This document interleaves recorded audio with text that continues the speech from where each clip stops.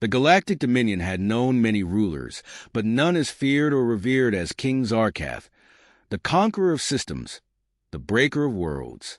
His scaled body, rippling with the strength of his species, towered over his subordinates as he strode through the command bridge of his flagship. His many eyes, black and soulless, gazed out at the swirling mass of stars before him. Today, his gaze fell upon a new prize, Earth. Humanity had long been a curiosity to the Dominion, a fledgling race, technologically primitive by galactic standards, but unervingly resilient. Zarkath had watched their ascension with growing distaste. Time and again, they resisted extinction, clawing their way back from catastrophe. They had earned his attention, but not his respect. His voice, a deep and guttural growl, reverberated across the bridge. Prepare the transmission. Within moments, his image was broadcast across Earth, appearing on every screen from the bustling streets of New York to the quiet villages of distant provinces. A collective hush fell over the planet as the towering figure of Zarkath filled their vision, his alien form both mesmerizing and terrifying. "I am King Zarkath of the Galactic Dominion," he began, his voice a snarl of contempt. "I offer you one choice. Surrender your planet, your resources, and your lives, or be annihilated. Your species is weak, barely crawling from the primordial ooze that birthed you. You are nothing compared to the power I command." The human leaders, huddled in emergency meetings across the globe, watched the transmission with grim faces. This was not their first encounter with an alien threat, but it was the first time the threat had come in such a direct, unyielding form. Zarkath's fleet, vast and gleaming with advanced weaponry, hung like an ominous cloud above their world, a stark reminder of their vulnerability. In a secure bunker beneath the Pentagon, General Tom Rogers, the head of Earth's Unified Defense Command, slammed his fist onto the table. His weathered face, marked by years of war, betrayed no fear, only fury. "We've fought harder battles than this," he growled. "We didn't survive centuries of conflict just to roll over for some alien tyrant." Beside him, Dr. Angelina Adams, a leading scientist and chief strategist, adjusted her glasses, her sharp mind racing through every possible scenario. "We've had limited contact with the Dominion," she said, her voice cool and analytical. "They're technologically superior, but they're arrogant. They see us as insects. That's their weakness." Tom nodded. "Then we exploit it. We make them regret ever setting foot near Earth." Outside, humanity's fear began to transform into something else, determination. Across the world, soldiers prepared for battle. Scientists worked through the night to develop new defenses, and leaders braced their people for what would come. They would not surrender without a fight. The first assault came swiftly. Alien ships, sleek and predatory, tore through the atmosphere, descending upon Earth's cities like an unstoppable storm. London was the first to fall. Its iconic skyline crumbled under the weight of the invasion. Lasers rained down from the skies, turning buildings into molten debris. Chaos erupted in the streets as civilians ran for shelter, the sky above them filled with the screech of alien war machines. But humanity was not caught unprepared. From hidden bunkers and fortified bases, Earth's military forces responded with a fury that surprised even their own leaders. Anti-aircraft cannons roared to life, targeting the alien ships with deadly precision. Experimental drone swarms, developed in secret for years, launched into the air, harrying the invaders with relentless strikes. In space, Earth's meager fleet of warships engaged the alien armada, desperately holding the line. Still, the losses were devastating. Entire cities were wiped out in minutes.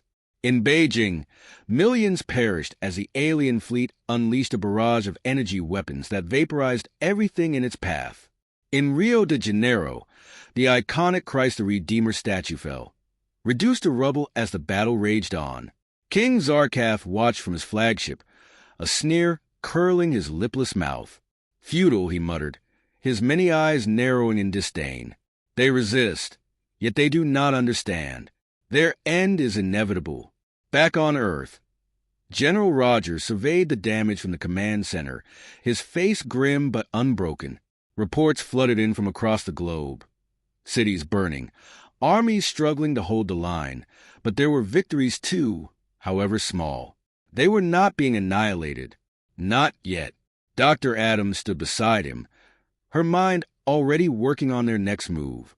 "We need to hit them where it hurts," she said, her voice resolute. "If they think they can crush us quickly, they'll overextend themselves. That's when we strike." Tom nodded, his jaw clenched. "Then we make them bleed." As the sun set over the smoking ruins of several major cities, Earth remained defiant. Zarkatha's forces were far from defeated, but neither were the humans. What he had expected to be a swift conquest was turning into a drawn-out war of attrition. He had underestimated them. These humans, fragile and flawed as they were, had a spark of resilience that his calculations had not accounted for. For now, Earth was still in the fight, and as long as there was breath in their lungs, humanity would not bow. In his arrogance, Zarkath had lit a fire that would not easily be extinguished. The skies over Earth had burned for weeks, but humanity was not beaten. Cities lay in ruins, but beneath the devastation, the survivors clung to hope. In hidden underground bunkers, on remote military outposts, and aboard the last of Earth's orbital defense stations, they prepared for a counterstrike. General Tom Rogers stood at the heart of the Unified Defense Command, his face grim as he studied the holographic battlefield before him. Alien ships, sleek and deadly, orbited the planet like predators circling a wounded animal. But now, it was humanity's turn to bare its teeth. "Is it ready?"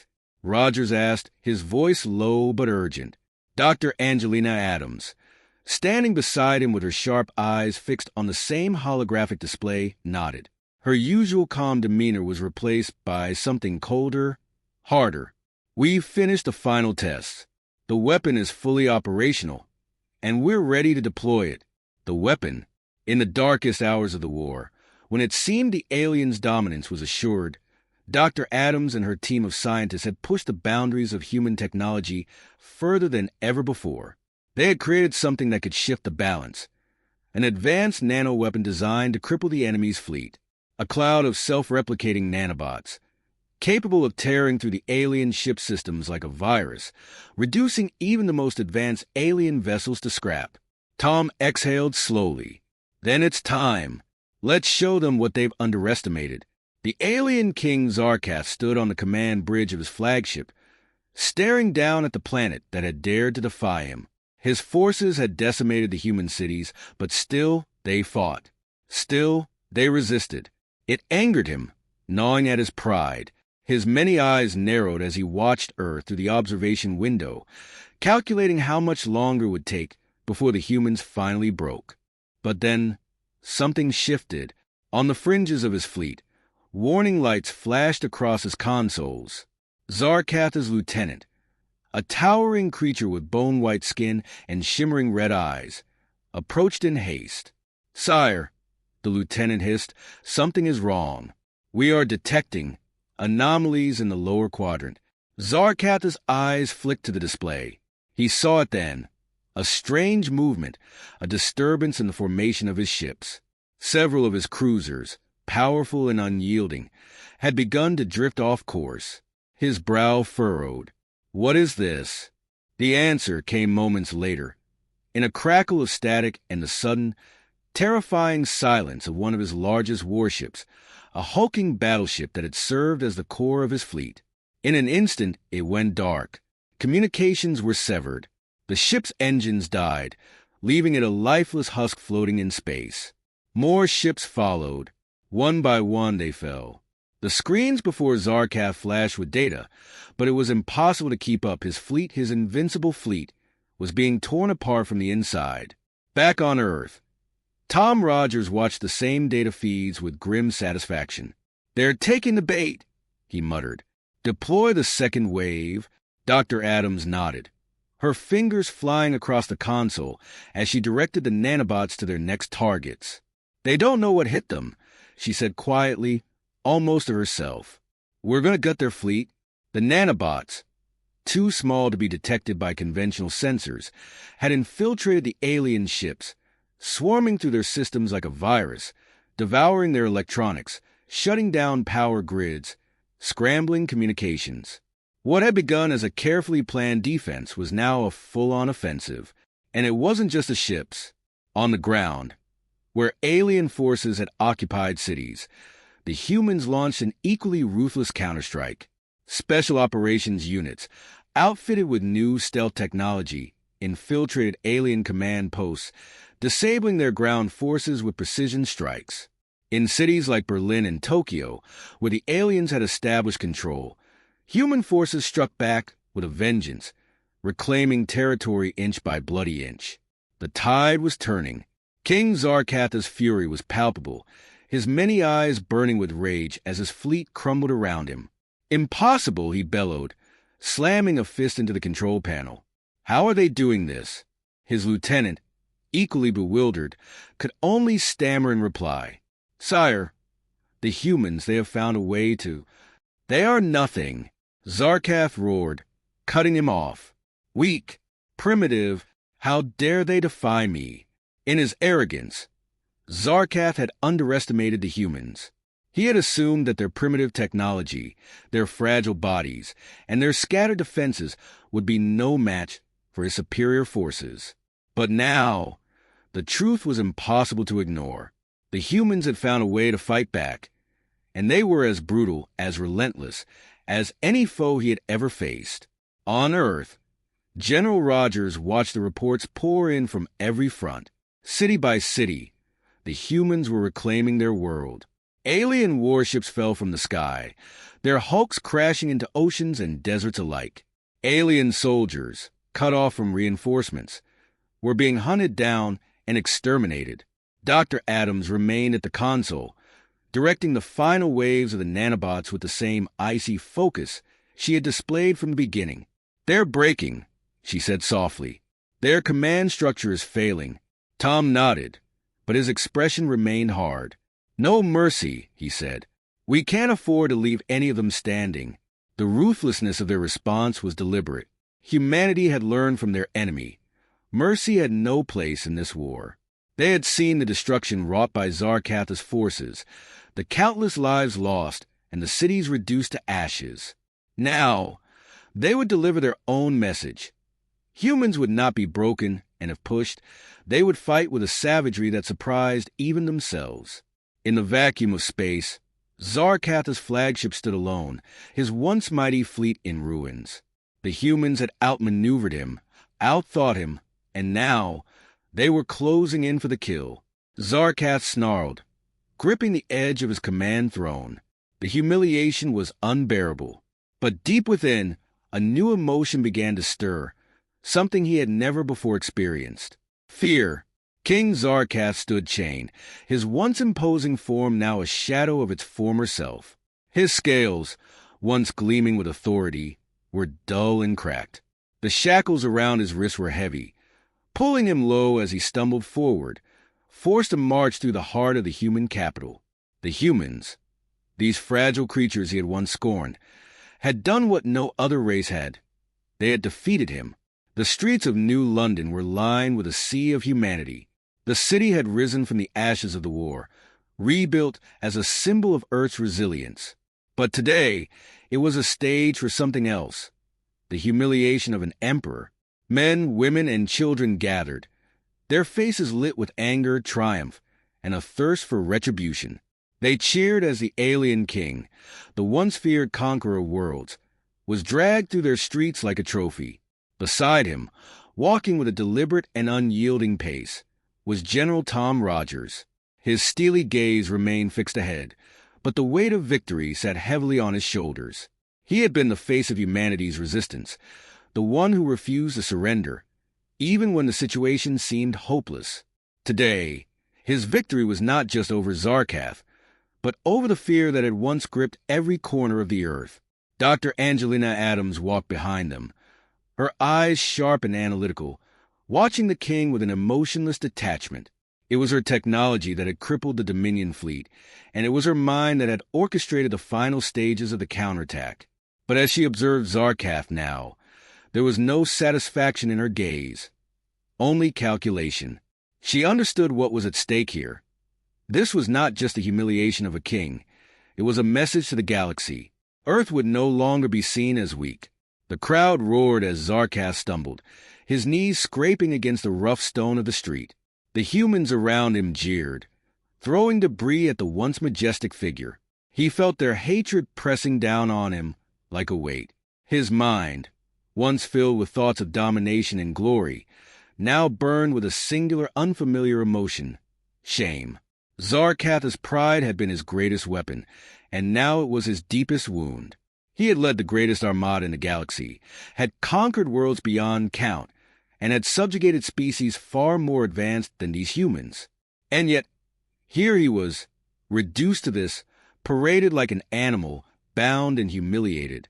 For the first time in his life, he knew what it was to be powerless. Inside Zarkath's mind, memories of past victories flashed in a chaotic storm.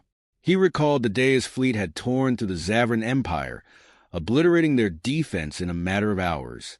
He remembered how the Iktari, a race of brilliant engineers, had begged for mercy before their homeworld was reduced to dust. He had stood tall then, a conqueror unmatched. But now, those victories seemed hollow. For all his power, all his ruthlessness, he had never faced a race like humanity. These beings, so frail in body, had a spirit that refused to be crushed. They had adapted, evolved, and in their defiance, they had become something far more dangerous than he had ever imagined. And now, they would make an example of him. General Rogers came to a halt as they reached the center of the city. A massive platform had been erected, and on it stood a podium where the leaders of the Earth Coalition awaited the final spectacle. Rogers turned to face the crowd, lifting his hand to signal for silence. The crowd fell into an anticipatory hush. The air was thick with the weight of the moment. Rogers's voice rang out, clear and unwavering. Today, we stand united as one species. Today, we remember the lives lost, the cities burned, and the future stolen from us. But today, we also send a message to the galaxy, to every race that watches from the stars. Humanity will not be subjugated. We will not be broken. He gestured to Zarkath, who was now forced to his knees before the assembled leaders. This is your king, Rogers continued, his voice laced with righteous anger. This is the ruler who believed he could take our world, who saw us as nothing more than spoils for his empire. And this, his voice lowered with dangerous intensity, this is what happens to those who underestimate us. The crowd erupted in a deafening cheer, their voices a collective cry of triumph and fury. Zarkath lowered his head, feeling the weight of their victory pressing down on him. He was no longer a king. He was a symbol of defeat. Dr. Adams stepped forward, her gaze cold and calculating. We could have destroyed him, she said softly, so only those on the platform could hear. But this is a far more fitting punishment. Let the galaxy see him like this. Let them all know what happens when you provoke humanity. As the sun began to set, casting a golden glow over the city, Zarkath was led away, a broken king. The crowd began to disperse, but the memory of what they had witnessed would linger. Earth had not just won a war. They had made a statement to the galaxy. The humiliation of Zarkath would echo across the stars, and the name of humanity would be spoken with both fear and respect. They were no longer the prey.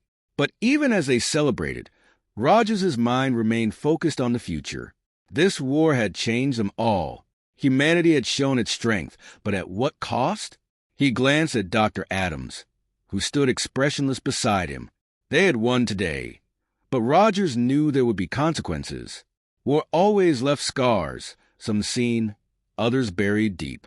As they watched the last remnants of the alien king fade from view, the thought hung heavy in the air.